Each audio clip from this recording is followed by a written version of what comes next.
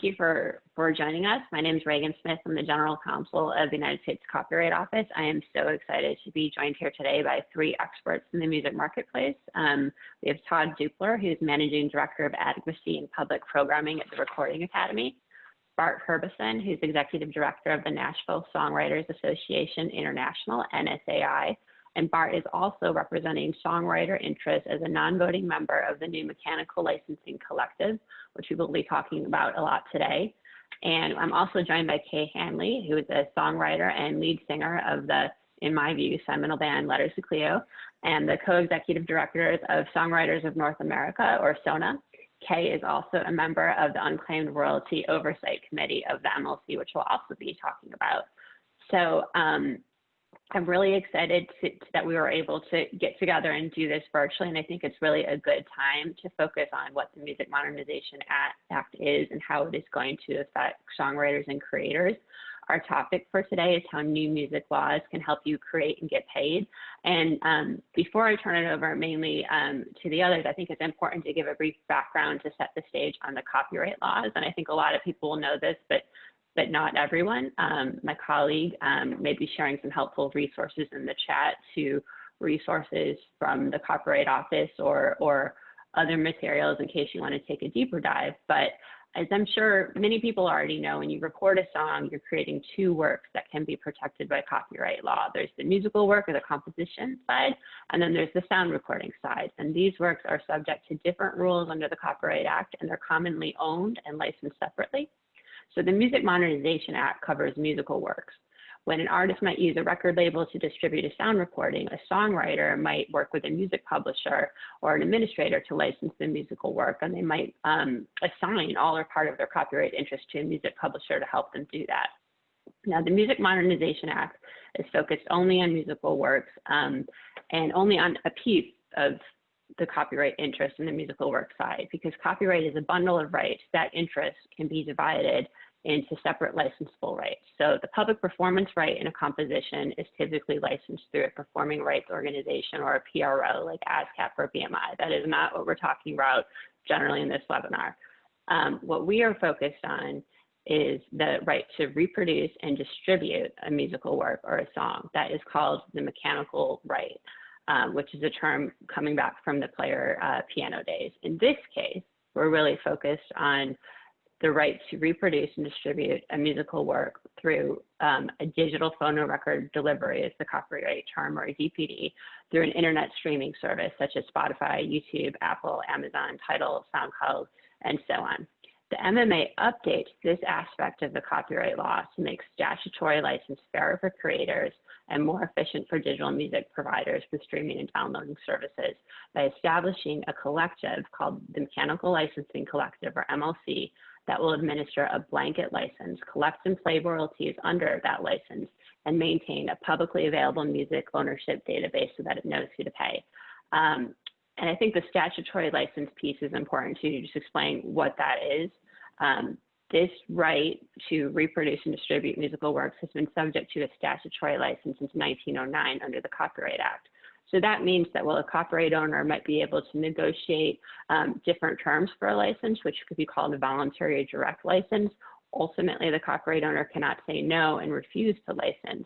And the rate for the statutory license is actually set by the government, in this case, the Copyright Royalty Board. So that being the copyright law background, I would like to turn to you to talk about the challenges of the former system and why there was a need for the Music Modernization Act. So Todd, I know you have stated before that mechanical licensing was fundamentally broken. Can you talk a little bit about what the problems were with the prior regime before the MMA passed? Sure, thanks Reagan, and thanks for having me on this panel. And yeah, first I'll start by talking a little bit about the Recording Academy, just so everybody knows who we are.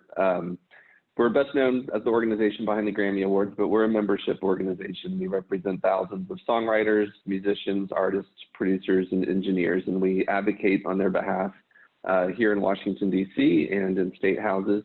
And yeah, I mean, one of our biggest concerns and focuses is making sure all creators get paid for their work. And in the case of songwriters, the mechanical licensing regime was not working for songwriters to get paid. And the reason why, or one of the reasons why, is that under the old regime, you had to license each song individually, song by song, if you wanted to use it. And so for a streaming service that is doing millions of songs and constantly bringing in millions of songs to play and distribute, it was unworkable for them to effectively and efficiently license that work. And what we found is that they weren't actually licensing all of the work.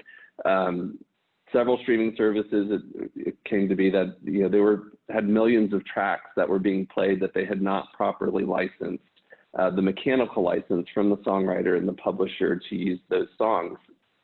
And what they were doing is they had money that they were sitting on to pay royalties for those songs, but they weren't paying anybody. Money was just sitting there. This is sometimes what gets referred to as the black box problem. They claimed they didn't know who to pay or who to send the money to. In the meantime, there were lots of songwriters who saw their work being used and wondering, why am I not getting paid for this? And so the system wasn't working. It was resulting in some very large lawsuits and class action suits, some of which got settled, but that wasn't a permanent solution. We wanted everyone to get paid for what they weren't getting paid, but we also wanted them to be able to get paid in the future. And so we knew we needed a better system so that we had some certainty that works were being licensed properly and that that money was going to the proper songwriters whose work was being used. Thank you. Kay, did you want to add anything? Because I know SONA was also very active in the legislative efforts. And I also thought, as a creator, maybe you could just speak to why this piece of the copyright or the songwriter's income might matter. Why do mechanicals matter? Because there's other pieces you can get, to make up your income as a musician. Right. Thank you for having me, Reagan. It's great to be here today. So SONA is, and we are an advocacy organization that we fight for the protection of the value of songs and the people who write them. Things have changed in the digital music business, and we found that songwriters were really getting left behind. So SONA was formed, and here we are. One of the major draws for us in getting behind the Music Modernization Act. So back in the olden days when we sold records, a songwriter would have a song on an album. And if they weren't the artist, they didn't go on tour, they didn't sell t-shirts or concert tickets. A songwriter would write a song, an artist would cover it, an album would get sold, and they would get paid through the mechanical royalty, which was associated with the sale of an album. So obviously when albums ceased to be sold, really hit the songwriting community hard. And there was one of the things that we were really interested in with the Music Modernization Act was recapturing that mechanical, there's a tiny mechanical royalty in every stream of a song, and the Music Modernization memorializes that, and that's very important for songwriters. Our profession, without our profession, without songs, there is no music business. So we need to get paid, and now the law guarantees that. Yeah, I imagine that's like even more now, because here we are talking to each other virtually. So not only do you see album sales dry up, but people aren't going as many places live now about. Mm-hmm. Yeah, right. So Bart, so NSAI was also very instrumental in the effort to get the MMA passed, and now you are, as a non-voting board member of the MLC, helping see it, pedal to the metal, getting off the ground. Can you explain a bit about what the Mechanical Licensing Collective is, what it was set up to do, and how it's going about getting ready to do that? And I'll go on the heels of what both Todd and Kay said. So if I'm a streaming company And I have to get 2 licenses for songwriters, one for the performance royalties and one for the mechanical royalties. The system that has been efficient for the longest is what the performing rights societies do. It's a blanket system. If I'm a songwriter, I join one of the 4 major American performing rights societies, and they do all this for me. They license all my performances, whether it's live, whether it's on the internet, whether it's on broadcast radio or television. And my society does the licensing and they pay me. And it's a pretty efficient system. And so if I'm a streaming service, I go to those 4 places, I pay them the payments I'm supposed to, which is some version of a % of my revenue, and I'm licensed. But as we've all said, on the mechanical royalty side, I've got to physically, manually, individually license 125 million songs. And that wasn't possible. And it got more and more antiquated. So the Music Modernization Act, one of the centerpieces, if not the centerpiece, was to help solve the difficulty in licensing by creating a new agency, which we now call the Mechanical Licensing Collective, that starting January 1st of next year will do that for every American songwriter, for digital only, but that's the bulk of really what we're commercing now. I would add one other thing to the question you asked both Todd and Kay. So we've got the licensing issues, but for songwriters, along with that, was the payment issues. And so we didn't change songwriter payments. We changed how they get paid on both the performance side and the mechanical side. There's a whole new set of rules that the streaming companies agreed to that should and will ensure more fair payments for songwriters going forward. But the Mechanical Licensing Collective will issue all those mechanical licenses for the United States. So what has the Mechanical Licensing Collective been up to? It was designated by the Copyright Office in a public proceeding in July of last year. And as you said, that we'll switch over to this new blanket licensing system next January. And, you know, meanwhile, what is it doing to get ready for the state? Well, we had to get ready before we were designated. The Music Modernization Act allowed you to submit to be this Mechanical Licensing Collective, and we went through a process. But before that, because of the timeline we're on, which is January 1st of next year, we had to begin governance. So we chose a board. The statute says the largest 5 music publishers automatically get a seat on this board, but the songwriters, SONA and NSAI and other groups, chose the songwriter representatives for both the board and the committees. And the smaller independent publishers did that also. So we get designated, and then we've got a lot to do. We've got to finish our bylaws. We've got to hire staff. We've got to continue negotiating with the digital service providers for a budget, because there was a scenario where we would both have gone to trial, and that trial would still be dragging on, but we managed to agree on a budget. And so we've been doing all those things. Before the designation, we started interviewing vendors. We've hired vendors to help us build a database, to help us build a portal, to help the matching functions. We've got a staff, most of which is in place now. We've got a physical location, and we're setting about to make sure all this is operative on January 1st of next year. It's a lot. It's a big undertaking. And you are based in Nashville. And one thing I wondered if you could explain to everyone is who is paying for the MLC? Sure, that is a really important part of the Music Modernization Act, because for the first time ever, the people that distribute the music, in this case, the streaming companies, the digital service providers, pay the entire cost, 100% of this Mechanical Licensing Collective. And I'm assuming we'll get into this in more depth later. I'm really excited about that prospect because we've got, I don't know, Reagan, it could be thousands, it could literally be in the low millions of songwriters that have never bothered with collecting their mechanical royalties, that will be able to do it efficiently and for free with the Mechanical Licensing Collective.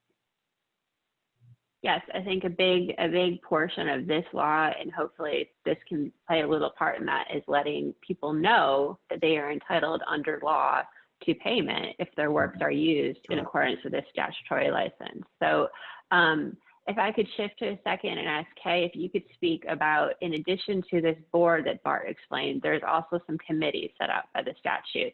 And I know you're a member of the Unclaimed Royalties Oversight Committee. And can you explain what that is, what the committee does, and the work that you've been doing? Sure.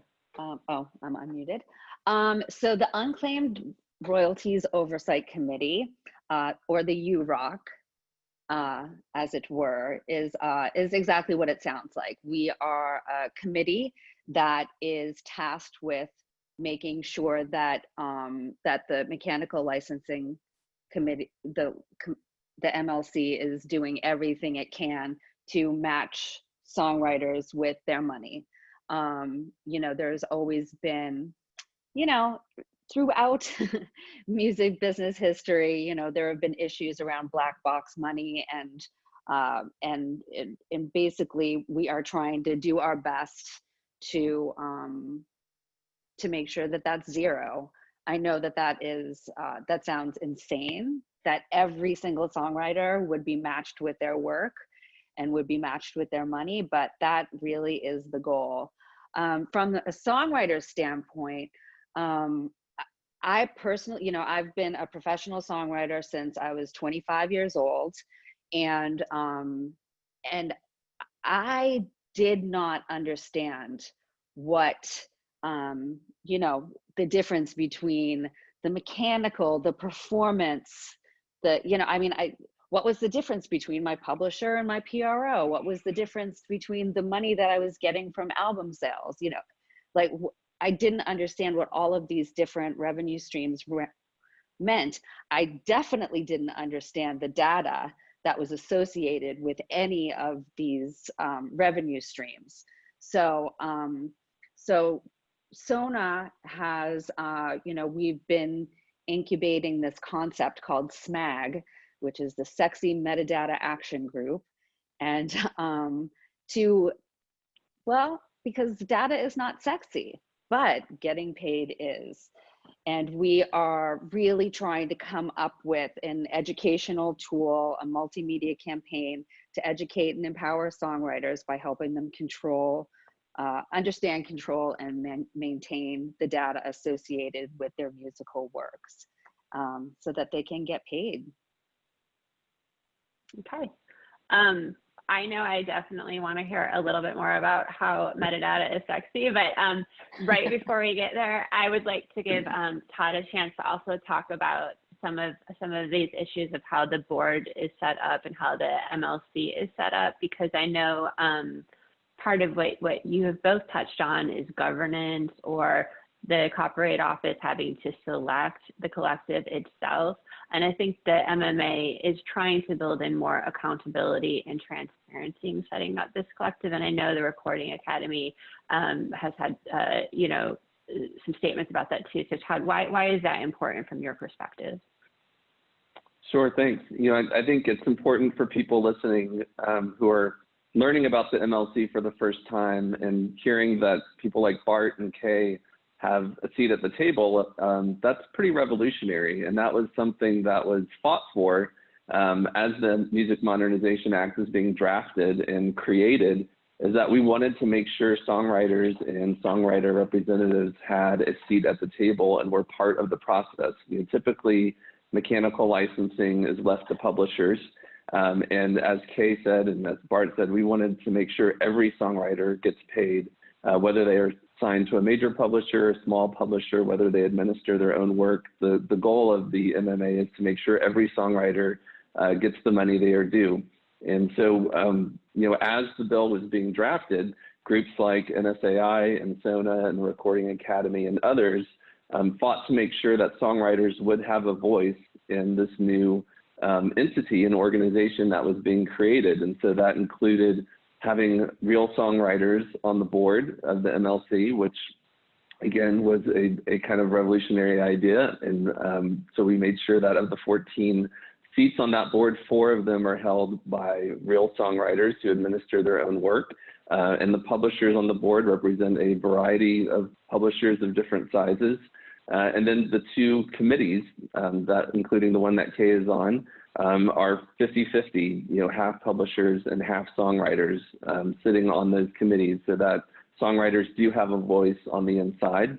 And similarly, we wanted accountability not only on the inside of the MLC, but also on the outside of the MLC. And so the MMA made sure that the Copyright Office had a very strong role of oversight to make sure that the MLC was doing its job properly, and that included everything from designating who would be the MLC to rulemaking, which the Copyright Office has been very busy this year. Even with everything else being shut down, the Copyright Office has definitely not been shut down with the rulemaking that they're doing to make sure that the MLC stays on schedule, that things are set up appropriately and serving as kind of a watchdog. And the other important part of the rulemaking process is it gives every other stakeholder a chance to weigh in and make their comments and give feedback, like the Recording Academy and others, so that really everybody has a voice and has a seat at the table. And so it was very intentional, and it was done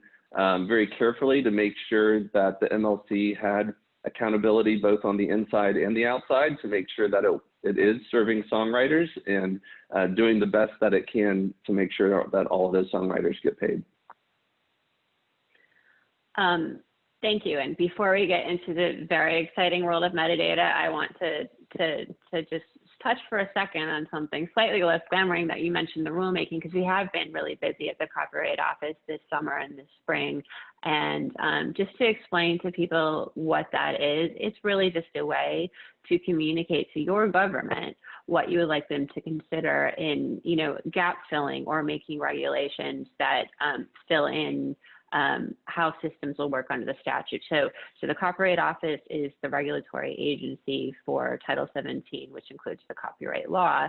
And we have been busy, we call it a notice for comment, and anyone in the public, you can be an individual, you can be an organization, you can tell us what you think about a given topic. Sometimes we hold public meetings and you can communicate your views so we know what to consider. So I know this year we've all just really gotten a crash course in, you know, copyright administration and music publishing, but we are moving towards very quickly finalizing rules that will set out in more detail the types of information that these digital streaming services should send to this mechanical licensing collective, so that the mechanical licensing collective can work to match, figure out what sound recording connects to the underlying musical work, and identify and locate the copyright owner of those musical works. And then what information is going to come out in the public database that the MLC will run, or in the royalty statement that will go to copyright owners. And a lot of that, to get to the exciting part again, is data. So Kay, I will let you sell SMEG and the sexy part of SMEG. Why is data exciting, and why is it a problem? Why is there missing songwriter data, and why is this such a project to piece it back together?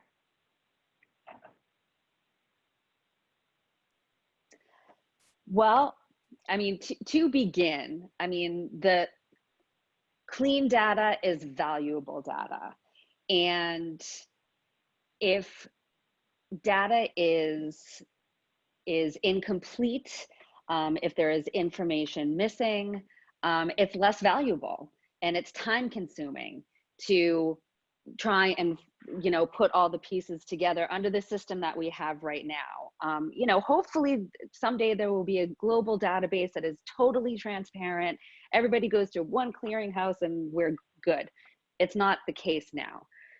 Data begins in the room where a song is written. And the person responsible for the birth of metadata is whoever is in the room at the moment. Those are the songwriters, like either one songwriter, 2 songwriters. And so from our standpoint, it's critically important that we start to create an environment in our community where people are comfortable talking about splits. People are comfortable talking about, like, when you get into the room, like the first thing you do is like, who is there, you know, name, PRO, agree on the splits, and, you know, song title. Before you leave, all of that information should be codified in some way, shape, or form. Right now, songwriters don't feel comfortable necessarily. I mean, some do, but a lot don't feel comfortable talking about, you know, oh, that's business, and, you know, mixing art and commerce is, you know, there's a lot of stigma against that. We really very much would like to change that. The greatest gift that you can give to your art is getting the metadata off to a correct start. Your song deserves that, you know. And it's also, I mean, it affects your credit in addition to being paid, right? Oh, sure. Have you ever had? Sure. Yeah. A story that I tell, which is kind of horrifying. This is a personal story, but my 17-year-old son is in an LA rock band with a couple of other 17-year-olds, and they've been in music schools together since they were like 14, and this year Kat Corbett started playing them on Locals Only on K-Rock, and so they've had 2 songs that were like charting on the local charts on K-Rock like all spring and summer, and they did not have they hadn't signed up for a PRO even, you know. It's like, it just never occurred to them to do that. They had never heard of such a thing. And of course, you know, this is my world, and like my, like, you know, my warrior cry, like, join a PRO. But then when Henry saw that his name was, you know, I showed him on iTunes, on, you know, on iMusic, Apple Music, that his name was listed as a songwriter on, you know, in that portal. He was like, oh, you know, he was so excited. And I feel like that is a really good angle, that like, don't you want to be credited as an owner of this work? You know, it's like, for a lot of us, it's not about the money, especially at first. You know, we all, songwriters, kind of come up under this idea of like, I can't believe they're paying us for this. We do it for free. We got to get rid of that. We got to get rid of that. What we do is skilled work. It is high art, and it is valuable. Certainly the Copyright Office agrees. And so what's happening, I guess, is in some cases it's not all settled out in the room, and works are getting released on services with incomplete information. Is that right? And this is creating the data problem. Okay. So and can I jump in? Yeah. Real quickly, Reagan. I was just going to say, you know, as we talk about the problem that started all of this, which is that streaming services didn't know who they were supposed to pay. You know, data really is the kind of the holy grail of solving this, right? And I know for the Recording Academy, both data and credit have been kind of passion projects for many years, particularly for our producers and engineers wing. The Academy's P&E wing represents thousands of music producers, engineers, mixers, and other studio professionals. And even though it is the next thing that happens after the songwriting, it is almost at the birth of the creation of a recording, and the studio professional in the studio with the musicians, when it's being created, are often in the best position to capture information about, you know, all the relevant data that goes into a track. And so, you know, we've been working for years to put out best practices, to work with the different data standards like DDEX and others, and make sure and encourage studio professionals to take the time to enter and capture appropriate data right when the record gets created, so that you aren't having to go backwards and figure all that stuff out after the fact. And so, and it has both a monetary significance, because the best data you have means the right people are going to get paid,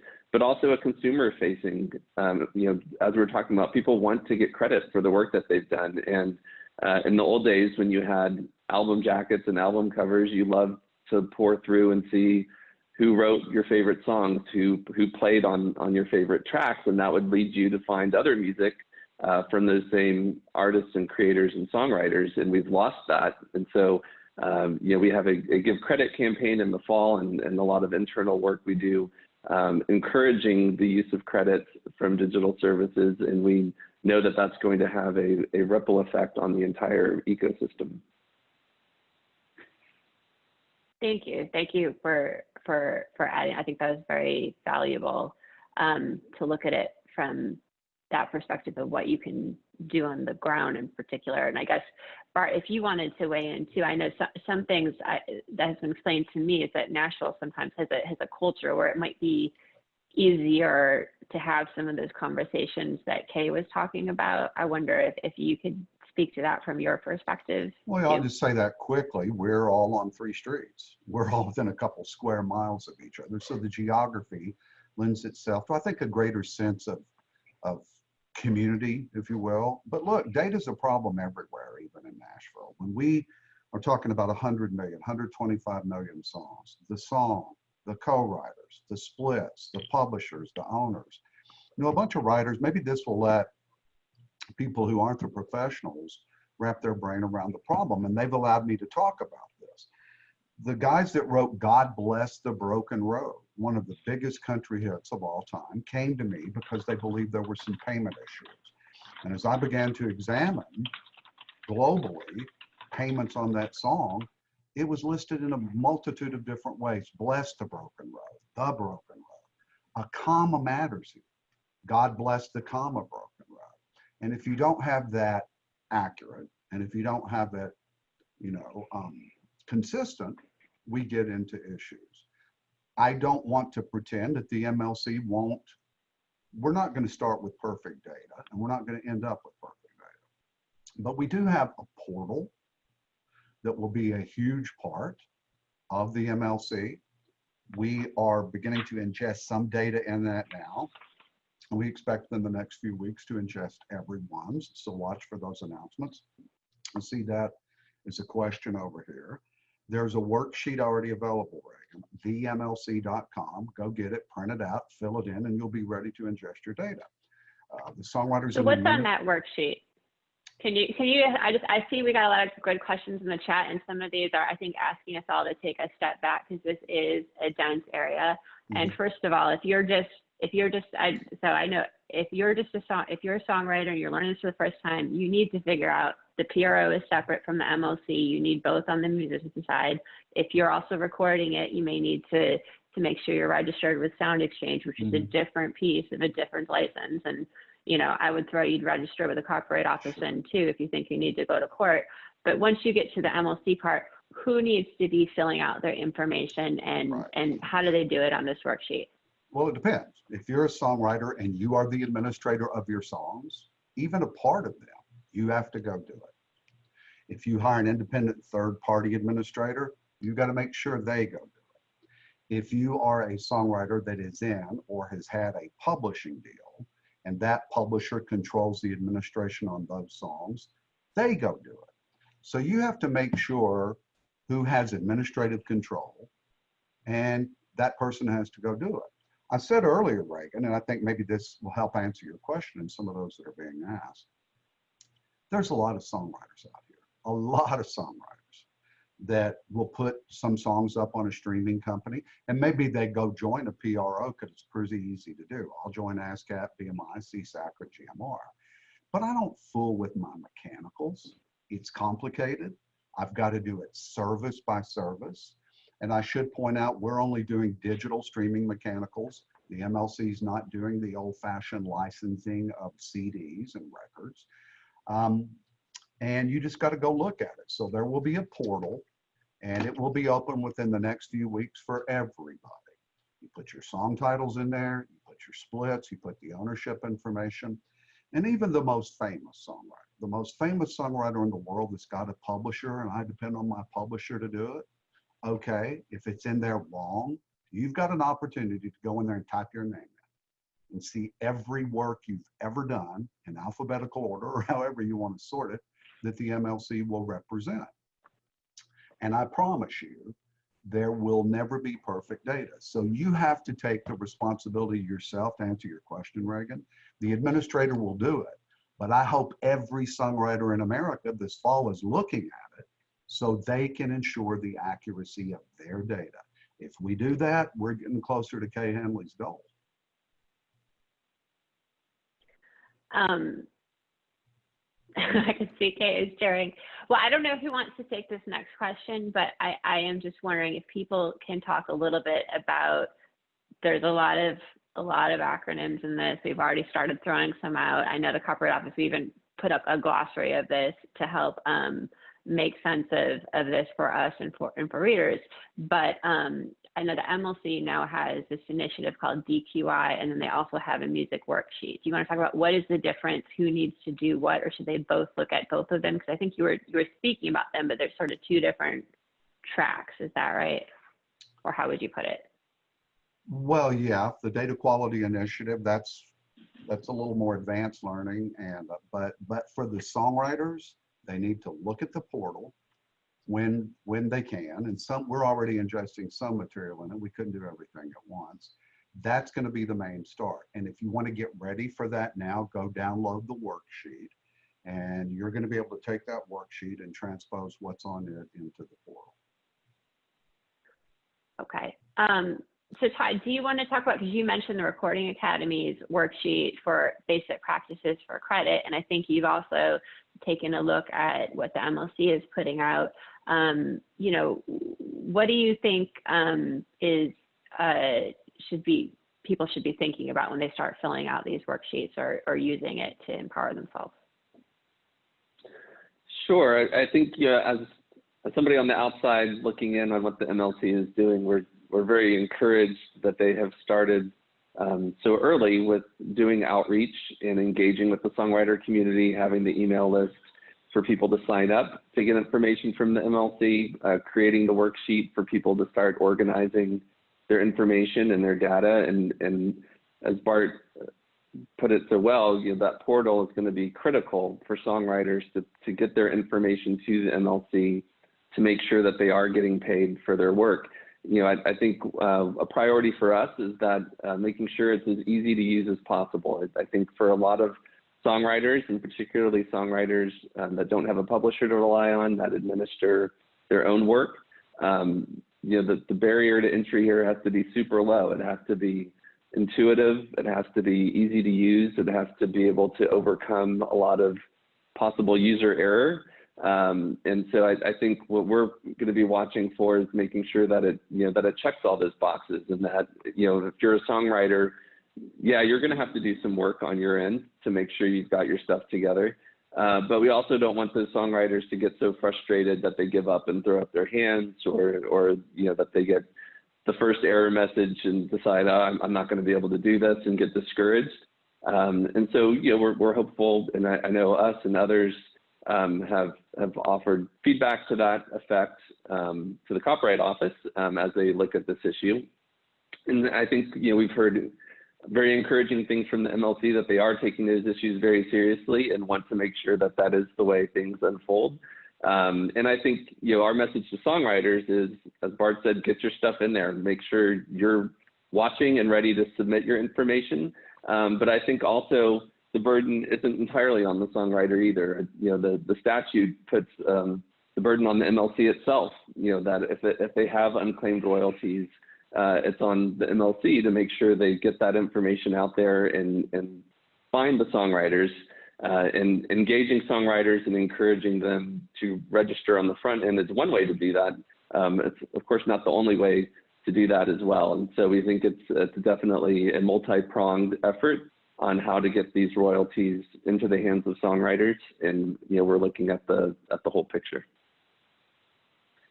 Thank you. And I want to take a step back looking at the questions too, because I think there's still a lot of the questions are also going into who does what. So if you have a publisher, if you're not self-administered, as Bart said, they should be getting your information in there, but you can also check. There will be a public database. And then there were some other questions about, well, what happens if I'm already using Harry Fox Agency or HFA, or SLSON music reports or song trust. Do you want to talk to that, Bart, or Yeah, how that if you relates? are using Harry Fox, you've already received a letter to give the MLC permission to take their data and migrate it over. You will be contacted if you're Harry Fox member, you already have been. If you're using MRI or somebody else like that, we expect it may already be ingested, whatever, but the only way to know, Reagan, is for you to go check into this portal. And even if it's ingested, to make sure it's all accurate. If you're a songwriter and you've had a pretty long career, and even if you've had 2 or 3 publishing deals, it's likely you're going to own a group of songs that you are administering. So there's no easy answer. Everybody wants to go do this and it's done. It depends.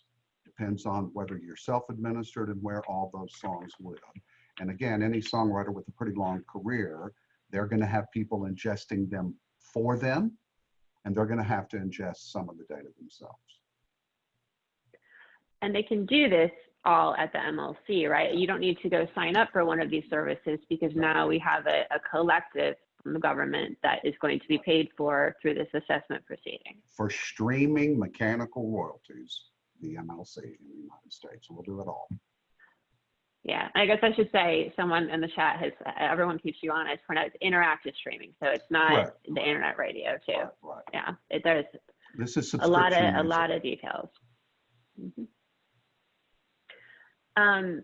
All right, so how do we get this project started? I wonder, Kay, maybe you could talk about this, because I know SONA has what it's called its music army. I mean, how do you get songwriters and others interested in advocacy? How can that be translated into getting everyone educated in the MMA and getting them signed up? Because it's from my perspective as someone who loves copyright, it's very exciting, but it's also, there's a lot of little details to keep track of the pieces. How do you think we can reach songwriters who need to know to go to the MLC? That is an excellent question, and it doesn't have one answer, and the answer is constantly shifting, which is why we conceive Sexy Metadata Action Group as being a multimedia kind of rolling campaign to do what SONA does best, which is kind of rush to the fire. Wherever the problem is identified, that's where we go. One of the ideas that we have for mainly geared around self-published songwriters, but really important for everyone, is an event like National Data Day, where we all sit down remotely, across the globe, and go through the process of registering a work with the MLC, and so that we can, show songwriters what the unique identifiers are that are associated with their works. The IPI is the ISRC, the ISWC, those are really the 3 main building blocks of metadata that a songwriter would need to know. And just demystifying these identifiers and helping songwriters understand it. I think showing someone how to go through the process of, and not just registering with the MLC, with MROs, with your PRO, with Sound Exchange. These are all different processes, but it will help songwriters get familiar with the idea of these, like you said, all of these, ridiculous acronyms. There are so many of them. So that's one idea. So we think that all songwriters should, of course, join SONA, because not only because we'll be, on the front lines of working on this stuff and helping our community engage with the different platforms, especially the MLC in the next year or so, but also because we need to know, we can't help solve problems if we don't know what the problems are. So we need input from our community. Can I ask you one great question that popped up in the chat, which is, as an unpublished songwriter, what is the first thing I should do when I'm finally ready to release my songs? What would you advise this person as a, established songwriter yourself? The first, oh gosh. Well, I mean, the first thing that any songwriter should do is make sure that you are signed up, registered with a PRO, obviously. I mean, that's sort of like, that's kinder, what we call kinder smag. You know, just like basic. But it's not, but a lot of people don't know. I mean, when you're getting ready to release a song, you know, I would make sure that the data is correct, that I have all of my co-writers, my splits, the PROs, make sure that my three main identifiers are associated, the IPI, ISRC, ISWC. And then you're going to have to find an aggregator to service the platforms.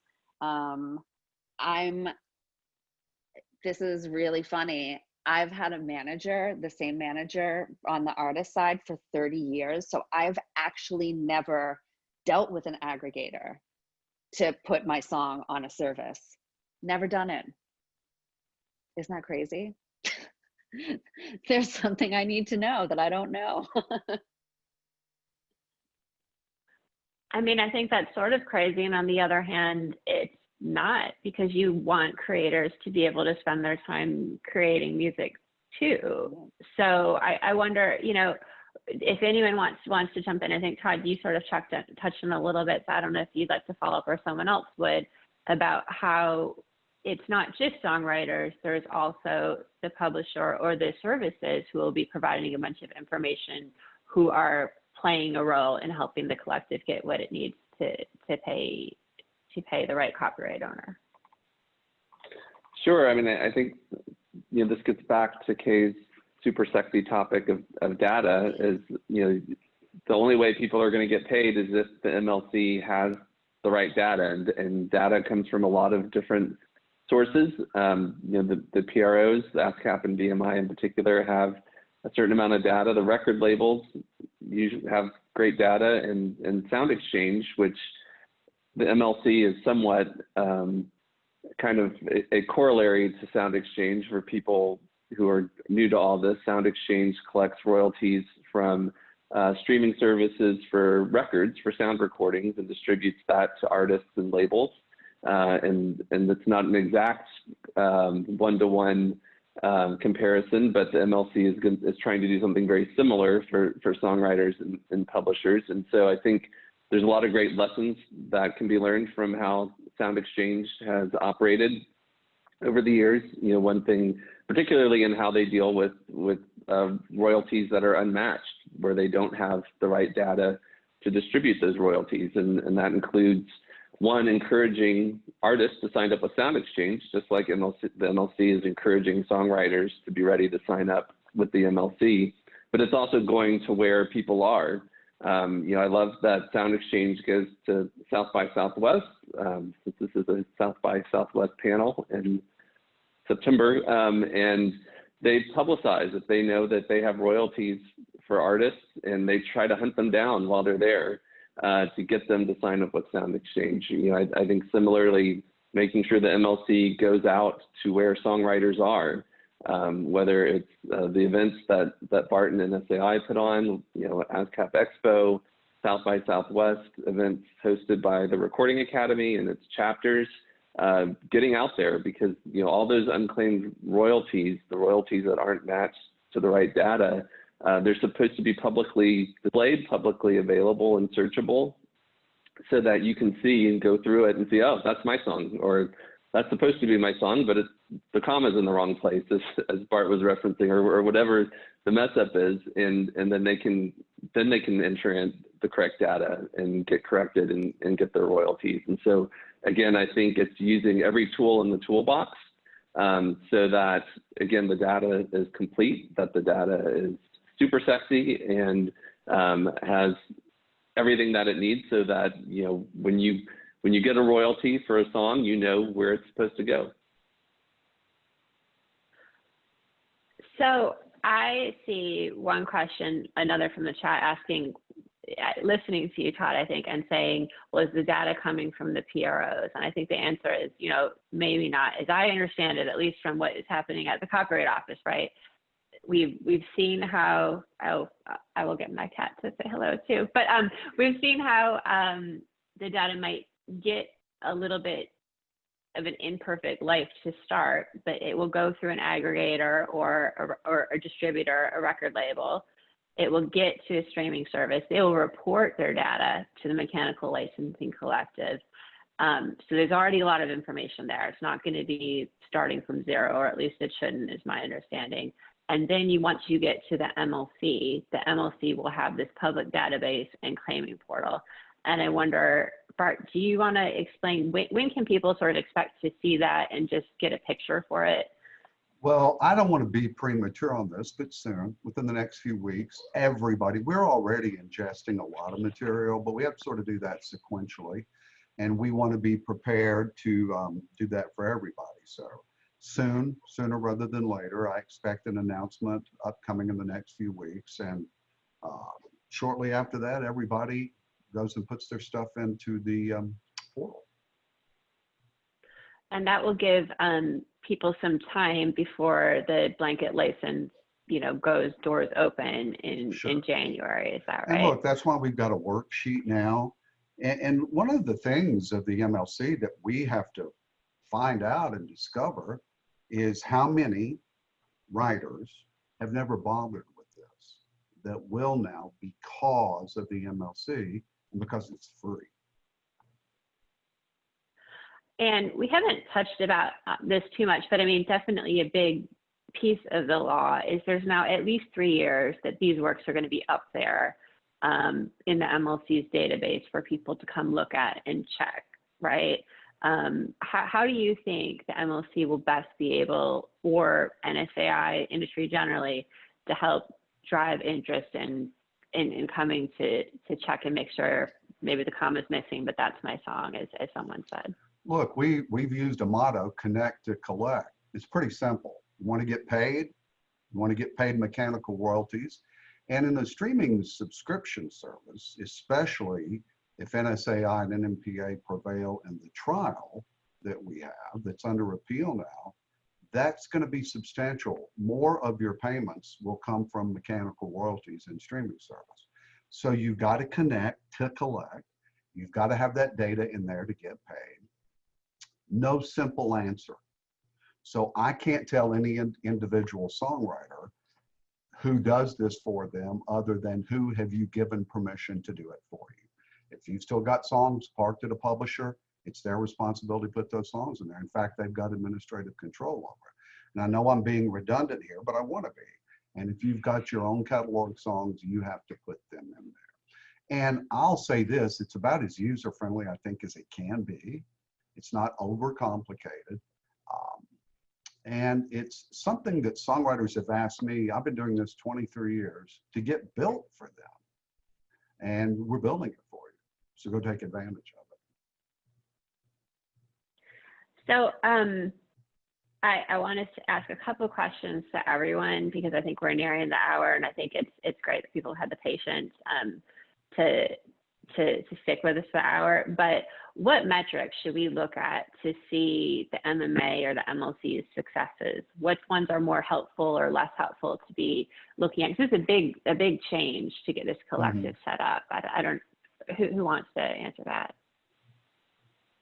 Well, at the end of the day, the songwriters get paid more.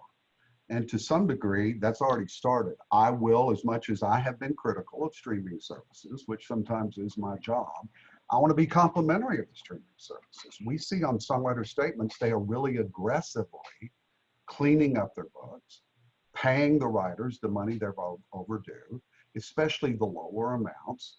So I think we'll know in the next couple of years, are songwriters getting paid more? Is the MLC efficient? Are unclaimed funds going where they're supposed to go? And the one difference in that sort of exercise now and in the past is we are part of the governance. So I feel pretty good about where we're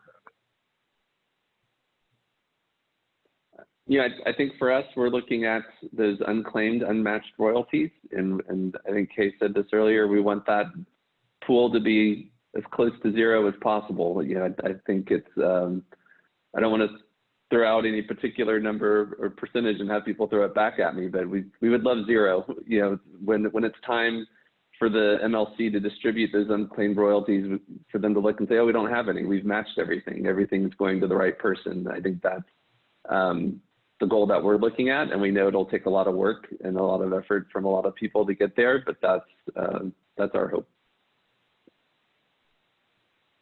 And from our standpoint, you know, songwriter engagement, you know, songwriters have a seat at the table now. And I think the best way to keep that seat at the table is to engage and to get educated and to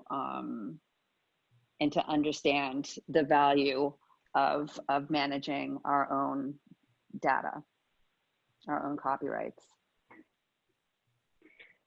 I think that is great advice. I think, you know, if that may be sort of your answer, but if anyone else wants to say if there's one thing they want others to take away from the panel as what you should know and what you should do, I think we're wrapping up on our time, but anyone else want to I'll ask? throw that in there. I see some questions here, and I want to be very careful how I say what I'm going to say, because I mean this with respect.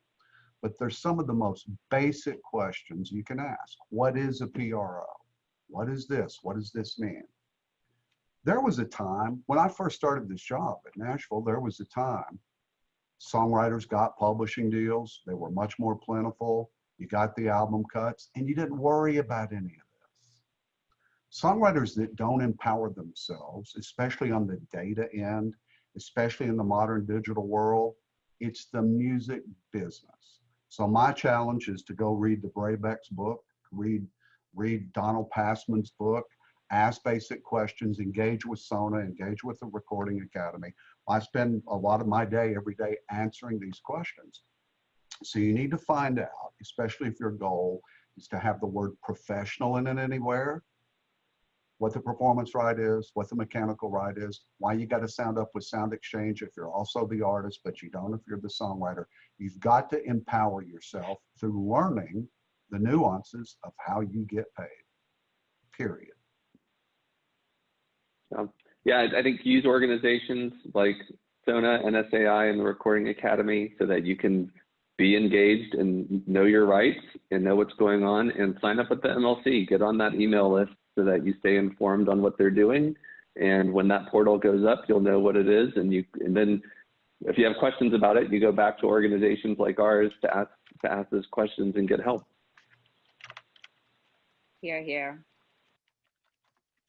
I think that's great. We've got 3 great panelists from their own organizations. I know, Bart, you mentioned some books that I have found very educative myself. I see my colleagues sending a lot of links in the chat and others and sharing to make this really a collaborative effort.